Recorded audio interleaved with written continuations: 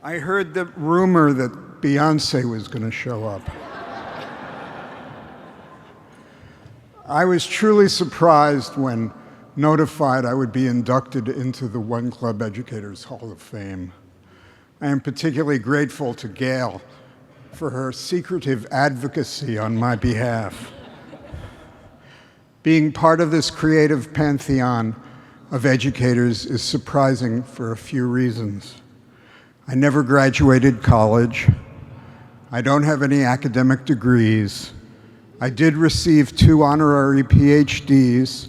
However, no one calls me doctor, except for one cheeky student who I gave A+s to. I was asked to leave NYU and SVA. The former for odd reasons you can read in my memoir. The latter after refusing an offer that I could not refuse. The late Marshall Ayersman, then chair of BFA Illustration, said that because of my underground press experience, he would bump me to a higher grade level if I attended a few required classes. I chose not to. But remarkably, out of the blue, a year later, he hired me to teach a newspaper class. I knew SVA was the coolest school around, but I didn't think they were that foolhardy. A few years later, Marshall appointed me to the inaugural faculty of his MFA Illustration as Visual Journalism program, where I taught illustration history for 14 years before co-founding at Silas Rhodes's invitation the first MFA design program at SVA with Lita Tellerico. It's a program that could not exist without her devotion and vision, so I'd like some applause for that.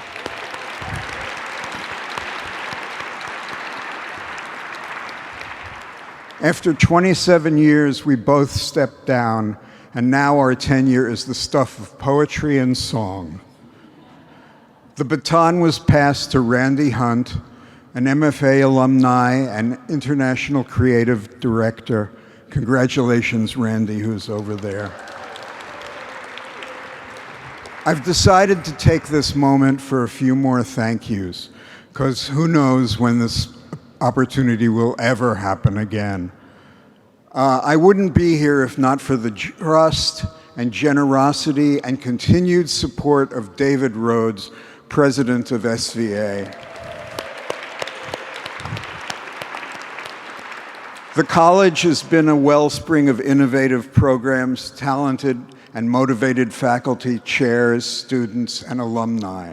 I want to underscore David's generosity and encouragement towards those who work at SVA, and also on behalf of the master's students who he has personally supported. We would all be hard-pressed to find someone like him in any other school. There's more. My wife, Louise Feely, is an incredibly elegant designer, typographer, author, and collaborator. She's also an inductee into the Type Directors Hall of Fame. Long before we actually met, I was blown away by her thousands of book jacket designs.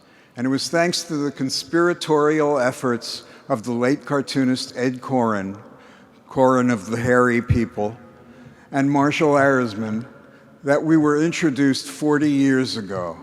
I can remember the moment like it was yesterday, and my memory is fading.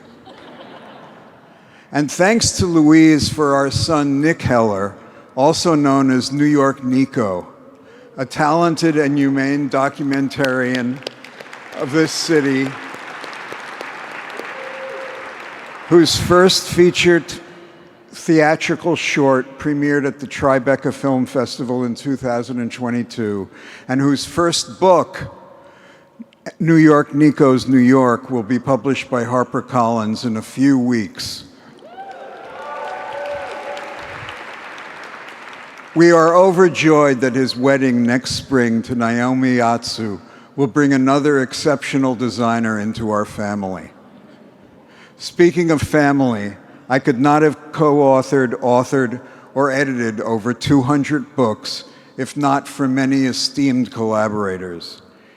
In addition to the indefatigable Gail Anderson, with whom I've done around 14, Lita Tellerico weighing in at 7, and Louise, with whom I've done at least 15, there's my best friend, Seymour Quast, who is an enduring source of inspiration and wit, with whom I've worked on dozens of books, publications, and exhibits.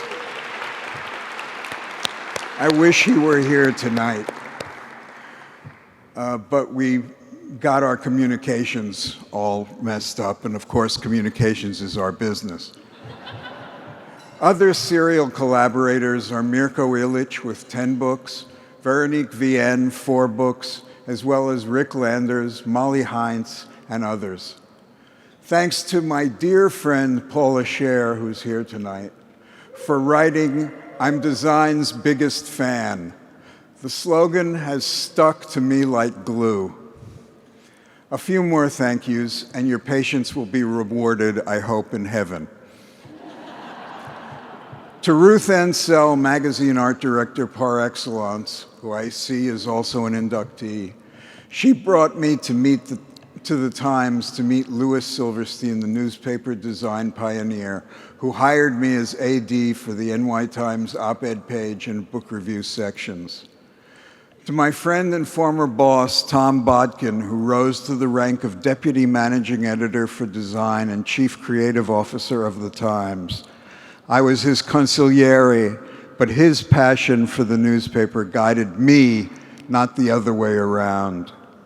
I've written for print magazine for around 40 years, until its owners decided to bludgeon it to death. At the time, I was resigned to that fact, but editorial director and podcast host Debbie Millman, who's also here, wouldn't allow it. She convinced me to invest with her and 4 other partners to save it as an online media entity. Together, we work on it on the editorial. She is editor-in-chief, and me as editor-at-large. She's a good friend to boot. There are many others whose shoulders I've stood on to get onto this stage, but I've saved the most important for last. My late uncle, Columbia University American history professor Walter P. Metzger. You don't know him,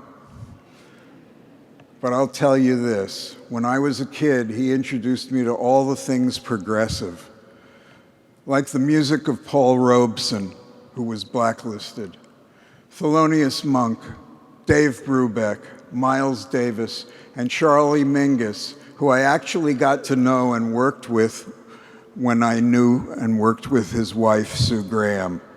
He was a scary motherfucker. Walter played the records by comedians like Mort Saul, Lenny Bruce, Nichols and May, Dick Gregory, and I was inspired by their political and social humor. He taught me about the heroes of the civil rights movement and the evils of Jim Crow. He tutored me in American history, the good, the bad, and the ugly, and his specialty, academic freedom. I'm sure he'd be distressed to learn it is still a red-button politicized issue, and he would be in the front lines fighting it today. My parents were flabbergasted, as was I, when I was hired at the New York Times. Walter was proud that I worked in a field where I could make important social messages and encouraged me to use history as a tool. Walter cast his last absentee ballot for Hillary Clinton. He was looking forward to her historic win when he had to go into the hospital. He died before the polls closed on the eve of November 2016, when Trump mistakenly got into the office. He was unaware of the result, which would have killed him anyway. To all those I haven't thanked by name, if somehow you hear this, I hope that you know how grateful I am for making my achievements achievable. And just one other person to thank. I almost forgot. Thanks to the tailor at Rothman's for altering this lovely black suit so I can button all the buttons.